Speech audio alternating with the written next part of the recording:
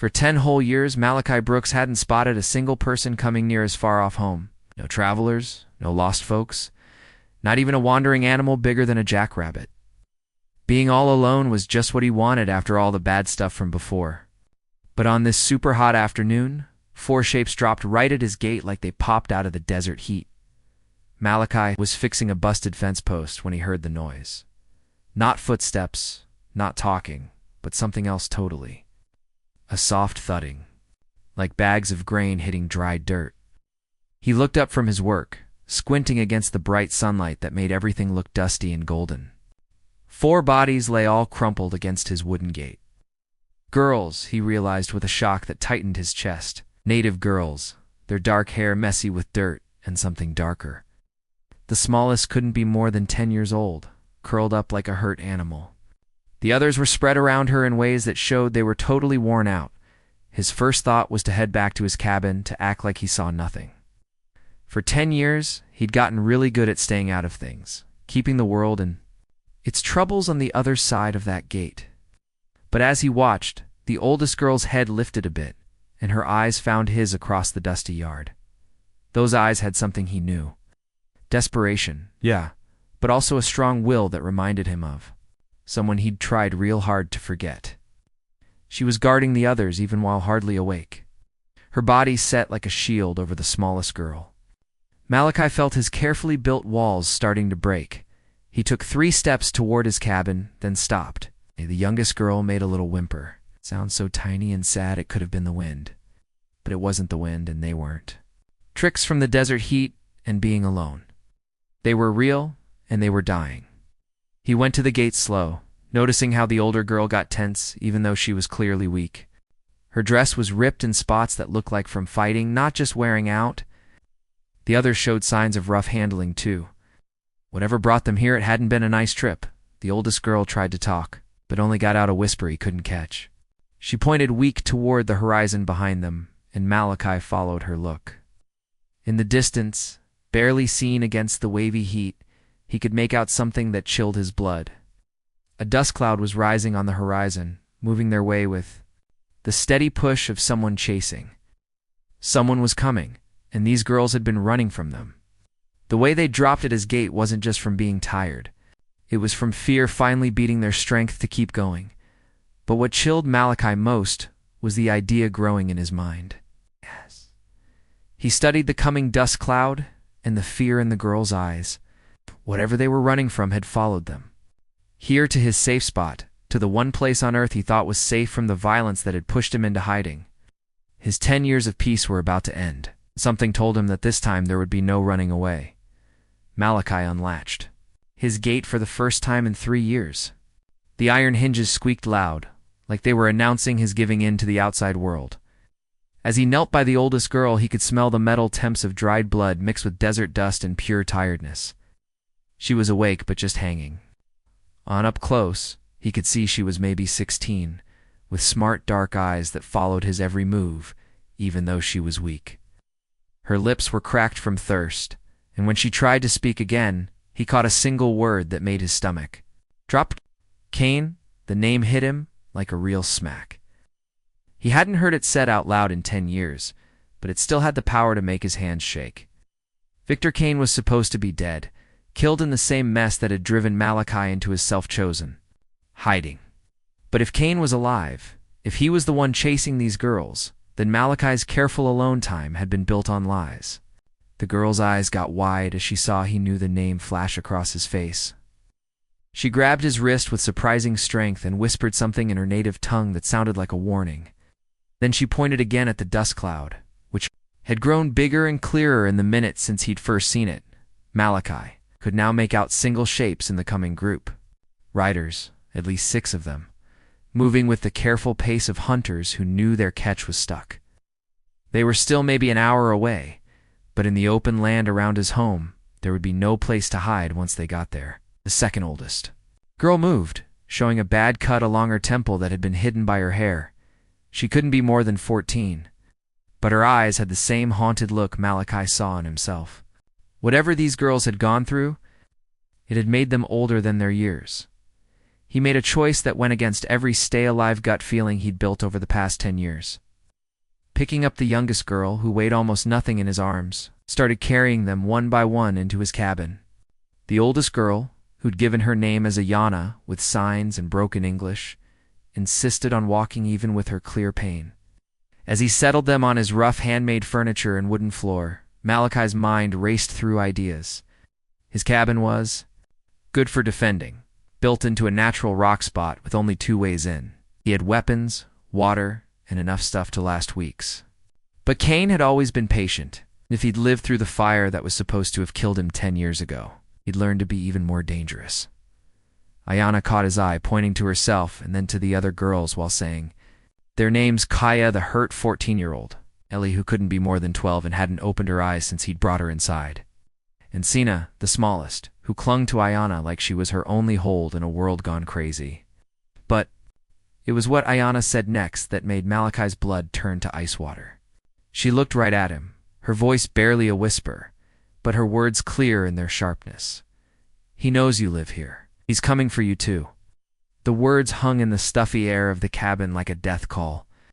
Malachi felt 10 years of carefully buried memories clawing up. Cain wasn't just hunting these girls. He was using them as bait to pull out the one man who'd got away from him a decade ago. Jana watched him take in this big news, her dark eyes never leaving his face.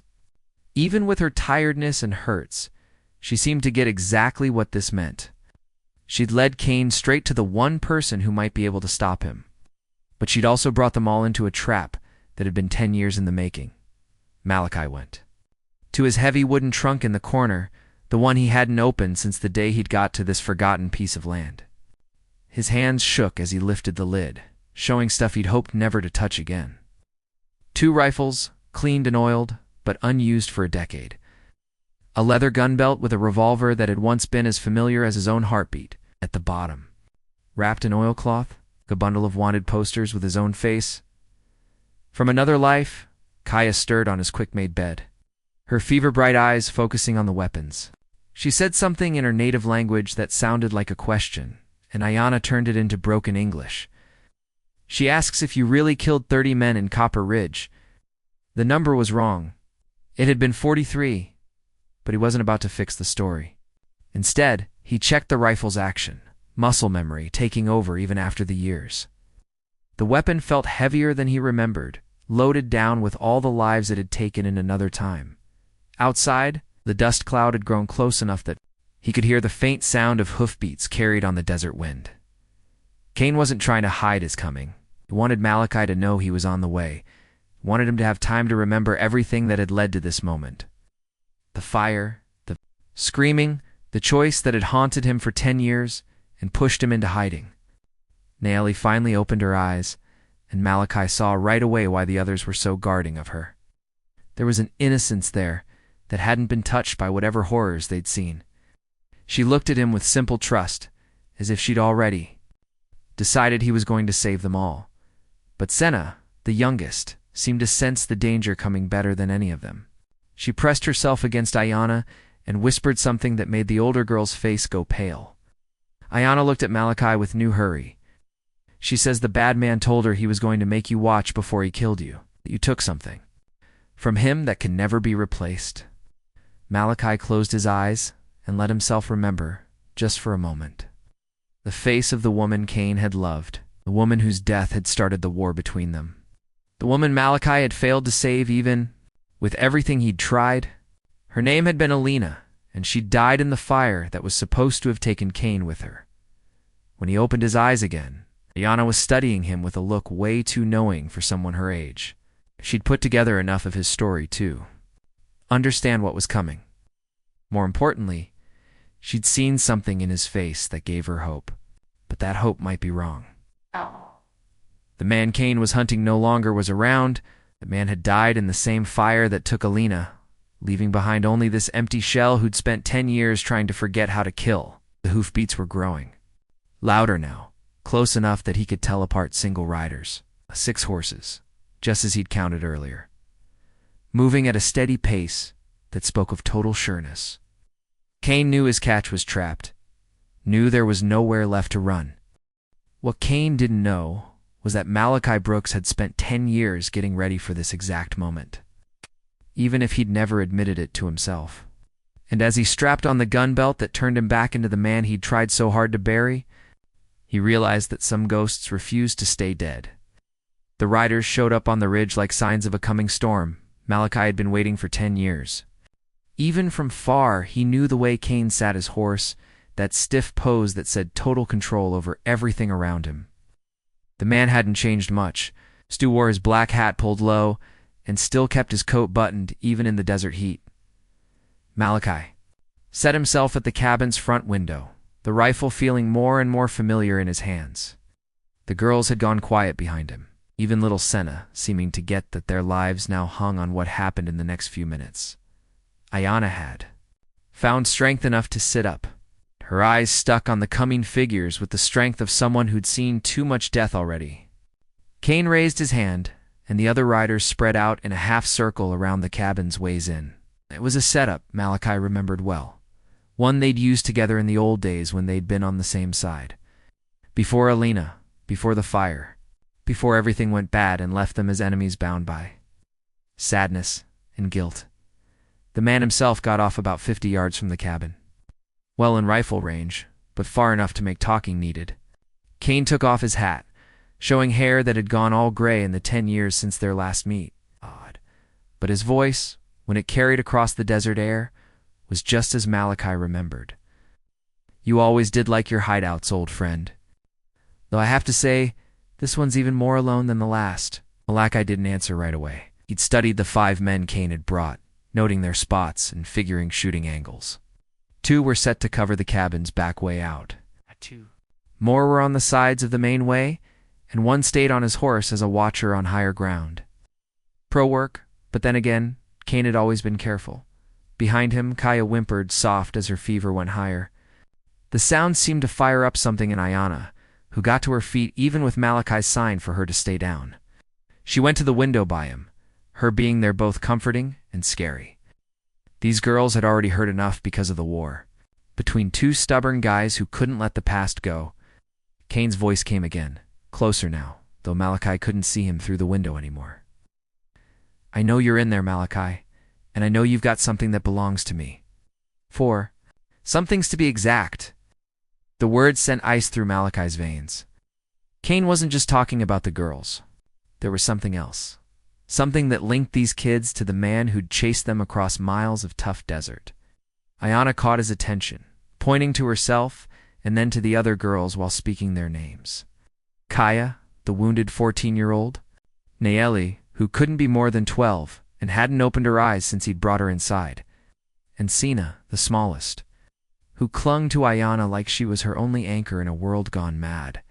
But it was what Ayanna said next that made Malachi's blood turned to ice water. She looked directly at him, her voice barely a whisper, but her words unmistakable in their clarity. "He knows you live here. He's coming for you too." The words hung in the stifling air of the cabin like a death sentence. Malachi felt 10 years of carefully buried memories clawing their way to the surface. Cain wasn't just hunting these girls. He was using them as bait to draw out the one man who'd escaped his reach a decade ago. Ayanna watched him process this revelation, never leaving his face. Despite her exhaustion and injuries, she seemed to understand exactly what this meant. She'd led Cain straight to the one person who might be able to stop him, but she'd also delivered them all into a trap that had been 10 years in the making. Malachi moved to his heavy wooden trunk in the corner, one he hadn't opened since the day he'd arrived at this godforsaken piece of land. His hands trembled as he lifted the lid, revealing contents he'd hoped never to touch again. 2 rifles, cleaned and oiled, but unused for a decade. A leather gun belt with a revolver that had once been as familiar as his own heartbeat. And at the bottom, wrapped in oilcloth, a bundle of wanted posters bearing his own face from another life. Kaya stirred on his makeshift bed, her fever-bright eyes focusing on the weapons. She said something in her native language that sounded like a question, and Ayanna translated in halting English. She asks if you really killed 30 men in Copper Ridge. The number was wrong. It had been 43, but he wasn't about to correct the record.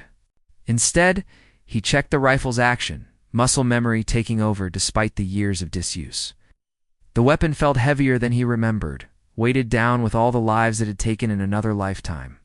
Outside, the dust cloud had grown close enough that he could hear the faint sound of hoofbeats carried on the desert wind. Cain wasn't trying to hide his approach. He wanted Malachi to know he was coming, wanted him to have time to remember everything. That had led to this moment. Fire, the screaming, the choice that had haunted him for 10 years and driven him into exile. Nayeli finally opened her eyes. And Malachi saw immediately why the others were so protective of her. There was an innocence there that hadn't been touched by whatever horrors they'd experienced.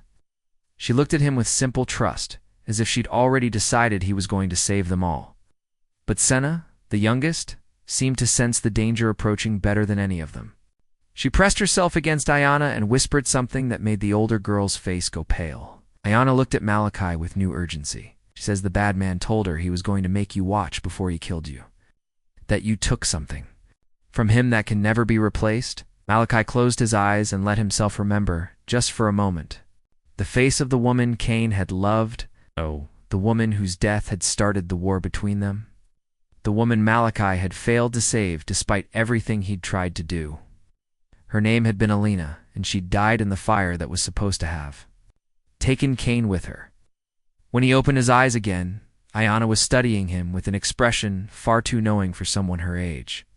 She'd pieced together enough of his story to understand what was coming. More importantly, she'd seen something in his face that gave her hope, but that hope might be misplaced. The man Cain was hunting no longer existed.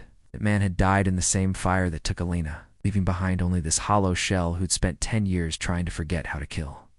The hoofbeats were growing louder now, close enough that he could distinguish individual riders. 6 horses, just as he'd counted earlier, moving at a steady pace that spoke of absolute confidence.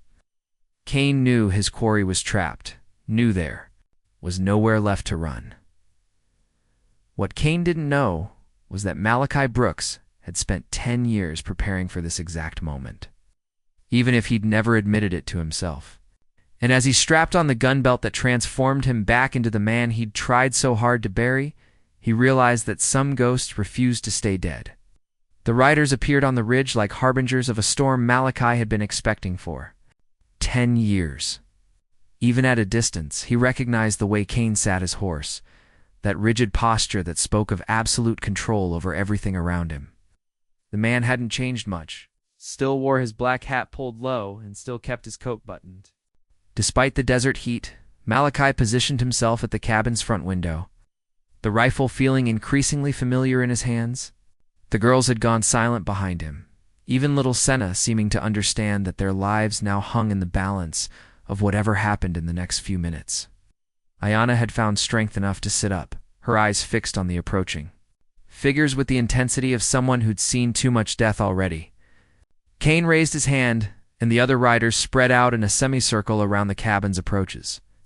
It was a formation Malachi remembered well, one they'd used together in the old days when they'd been on the same side.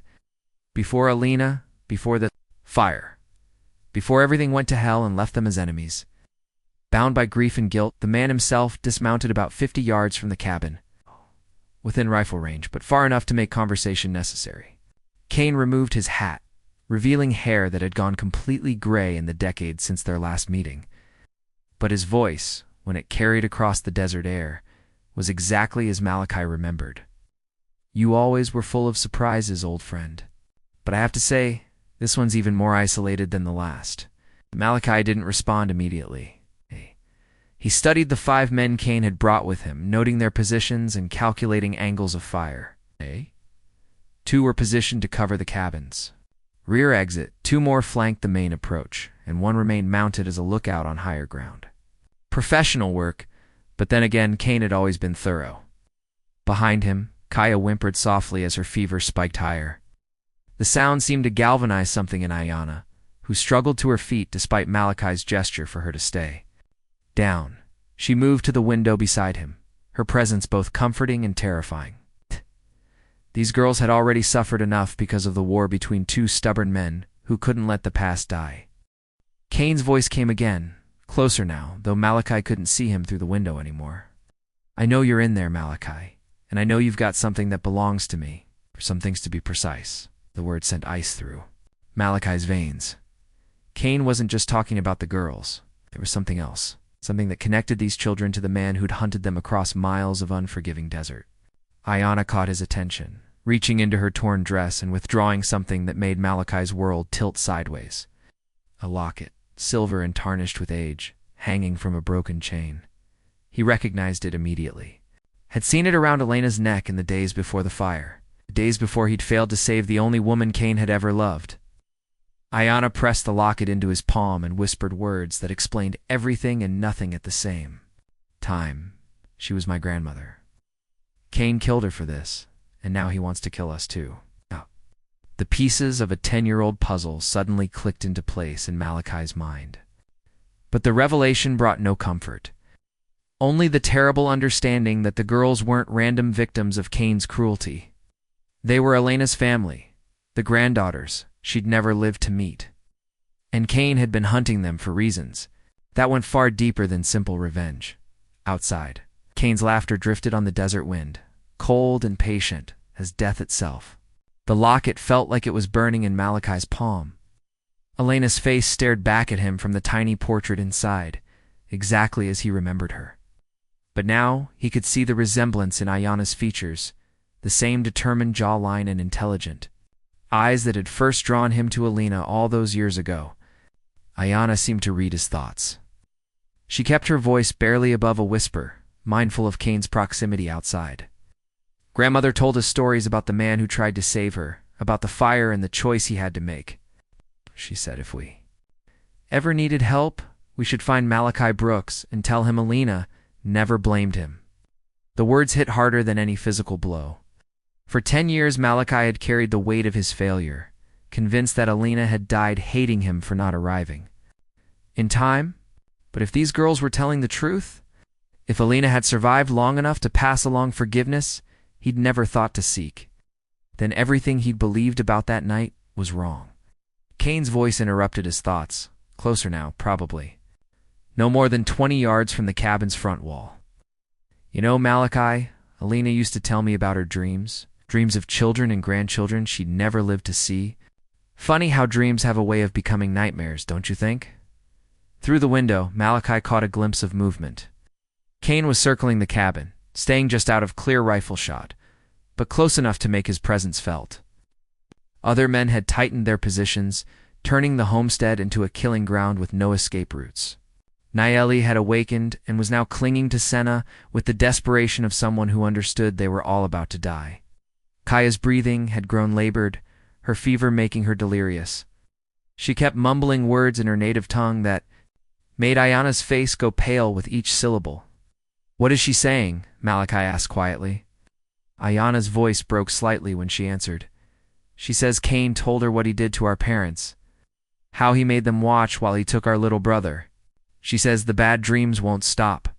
The revelation sent rage coursing through Malachi's veins like liquid fire. Cain hadn't just been hunting these girls. He'd systematically destroyed their entire family, leaving these four as the final links to Elena's bloodline. But why chase them all the way to Malachi's doorstep? What did Cain hope to accomplish by bringing this war to the one place Malachi had thought was safe? The answer came with Cain's next words, spoken loud enough for everyone inside the cabin to hear clearly. "Did you know Elena was pregnant when she died, old friend? Did you know you failed to save not just her, but the child she carried?" Child Malachi's rifle nearly slipped from his numb fingers. In all the years since the fire, through all his nightmares and guilt-ridden memories, no one had ever mentioned a pregnancy. Elena had never told him, and Cain had never spoken of it during their brief, violent encounters in the aftermath, but Ayanna was nodding, tears streaming down her dirt-stained cheeks. She touched the locket still clutched in Malachi's hand.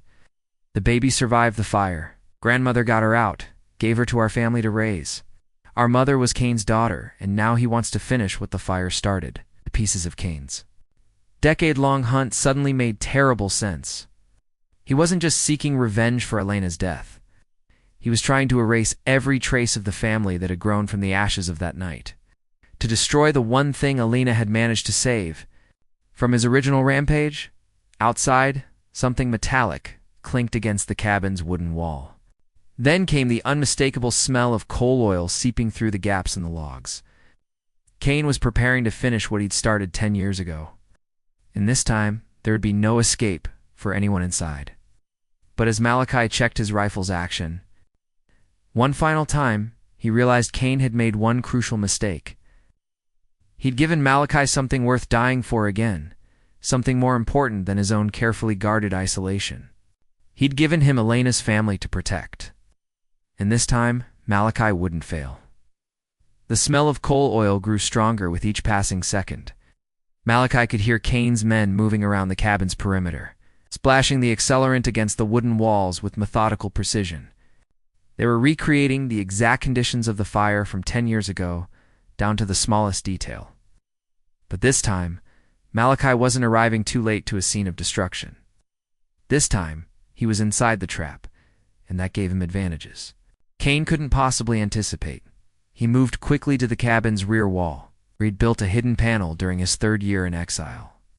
It led to a narrow tunnel he'd carved through the rock formation behind his home, emerging in a cluster of boulders about 30 yards away. It had been paranoid preparation for a day he'd hoped would never come.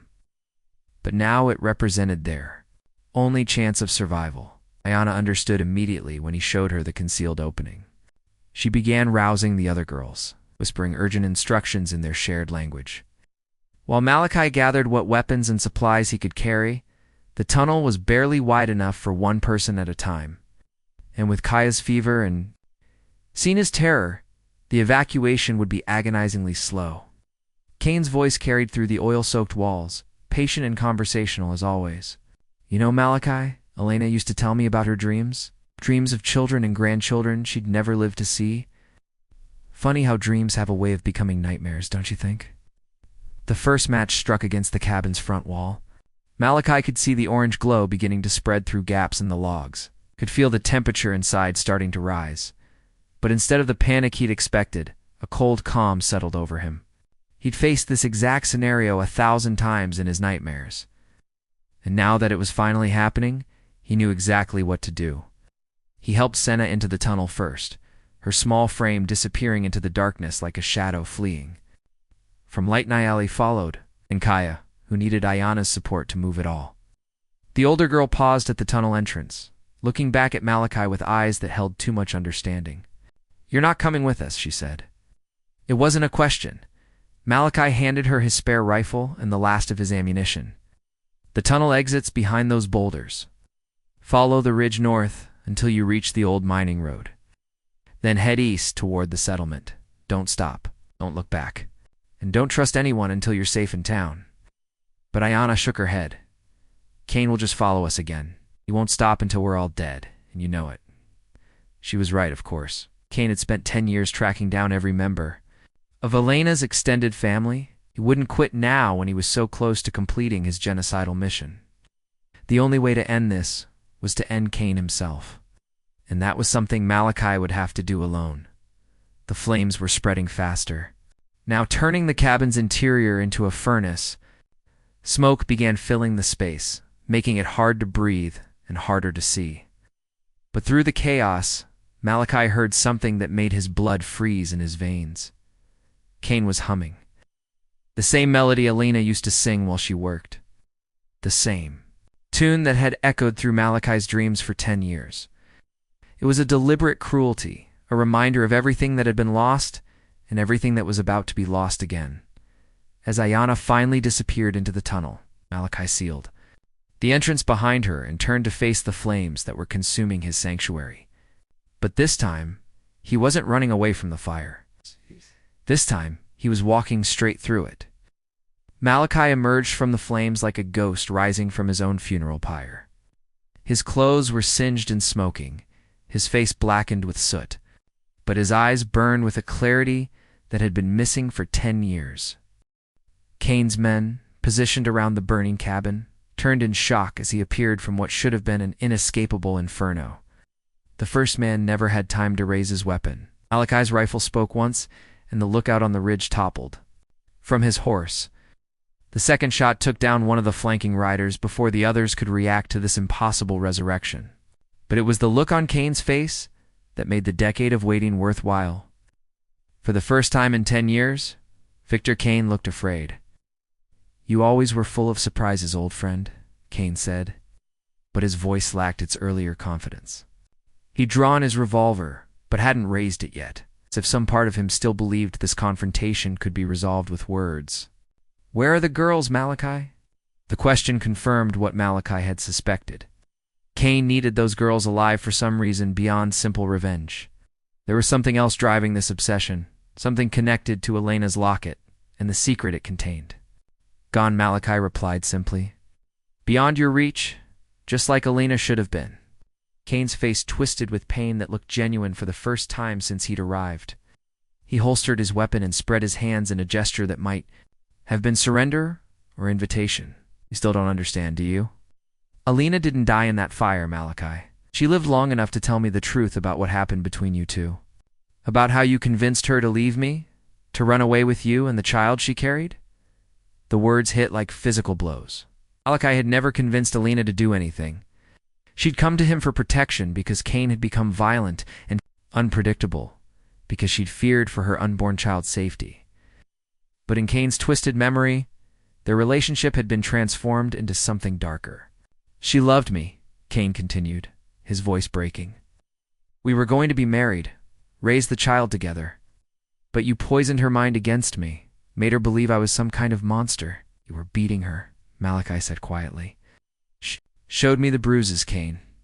She was terrified of what you'd become." Kane's remaining men had formed a loose circle around the two former friends, but none of them seemed eager to interfere in this deeply personal reckoning. This was between Kane and Malachi, a settling of accounts that had been 10 years in the making. "I was trying to protect her," Kane insisted. "There were people who wanted to hurt her because of me, because of the things I'd done. I had to be strong, had to make hard choices. But she ran to you instead of trusting me to keep her safe." The fire behind them was reaching its peak, sending sparks and embers dancing through the desert air like dying stars. In that flickering light, Malachi could see the man Kane had once been, before grief and guilt had twisted him into something unrecognizable. They'd been friends once, brothers in arms who'd trusted each other with their lives. But that man was gone, consumed by the same flames that had taken Elena. "It doesn't matter now," Malachi said, raising his rifle. "Elena's dead, and so are her daughter and son-in-law. You've had your revenge, Kane. Let it end here." Kane's laughter was bitter as winter wind. "Oh, but it's not over, old friend. You see, there's something about those girls you don't know. Something Elena whispered to me as she died in my arms. Something that changes everything." He drew his revolver in one smooth motion, faster than Malachi remembered him being capable of. But instead of aiming it at his old friend, Kane pressed the barrel against his own temple. "The child Elena carried wasn't yours, Malachi. It was mine. Those girls aren't just her granddaughters. They're mine too. And I'd rather see them all dead than let them grow up believing the lies she filled their heads with." The standoff lasted only seconds. But in that frozen moment, Malachi saw everything with perfect clarity. Kane's finger was already tightening. On the trigger, not from despair, but from calculated malice. He meant to take his own life and leave his men with orders to hunt down Elena's granddaughters, to finish the work he'd started. Even in death, Kane would have his revenge. But Malachi had learned something in his 10 years of isolation that Kane would never understand. Sometimes the only way to save what you love is to act without hesitation, without mercy, and without regret. His rifle cracked like thunder across the desert, and Kane's revolver flew from his nerveless fingers before he could complete his final twisted act of vengeance. The man who had terrorized Elena's family for a decade dropped to his knees, clutching his shattered wrist, his face a mask of shock and pain. Kane's remaining men raised their weapons, but Malachi was already moving, using the burning cabin as cover while he reloaded. 2 more shots echoed across the wasteland, and suddenly the desert was quiet, except for the crackling of flames and Kane's labored breathing. "You should have killed me when you had the chance," Kane gasped, blood seeping between his fingers. Malachi approached slowly, his rifle trained on the man who had haunted his nightmares for a decade. "Maybe," he said, "but Elena wouldn't have wanted that. She always believed people could change, could find redemption, even in the darkest places. Kane's laugh turned into a cough that sprayed blood across the dusty ground. She was always too forgiving, too naive. That's what got her killed, no, Malachi replied quietly. What got her killed was your inability to let go of your anger, just like what's about to get you killed now. But instead of pulling the trigger, Malachi did something that surprised them both. He lowered his rifle and walked away, leaving Kane bleeding in the desert dust. Behind them, the cabin collapsed in a shower of sparks and burning timber, taking with it the last physical remnant of Malachi's decade-long exile. 3 hours later, Malaka found the girls exactly where he'd told them to wait. Ayana had managed to get her sister safely to the old mining road, and Kaya's fever had finally broken. They were dirty, exhausted, and traumatized, but they were alive and together. The nearest settlement had a sheriff who asked few questions. When Malachi rode in with 4 injured children and a story about bandits attacking homesteaders, Kane's body, when they found it the next day, told its own tale of a violent man who'd finally met his match in the unforgiving desert. 6 months later, Malachi stood in the doorway of a small house on the outskirts of town. Watching Ayana help her sisters with their lessons, the territorial government had officially appointed him as their guardian. And for the first time in 10 years, he had a family to protect, and a purpose beyond mere survival. Elena's locket hung in a place of honor on the mantelpiece, but it no longer represented his failure. Now it reminded him of the promise he'd finally been able to keep, the second chance he'd never thought he deserved. The girls called him grandfather now, a title that carried more weight and meaning than any name he'd ever earned with a gun. And sometimes in the evening light filtering through their small windows, he could swear he heard Elena's voice carried on the desert wind, finally at peace. If you enjoyed the story, click the video on your screen now to watch another unforgettable tale where destiny and courage collide in ways you never expected. Don't forget to subscribe and consider a super chat to help us keep bringing you more stories like these. Your support means everything too.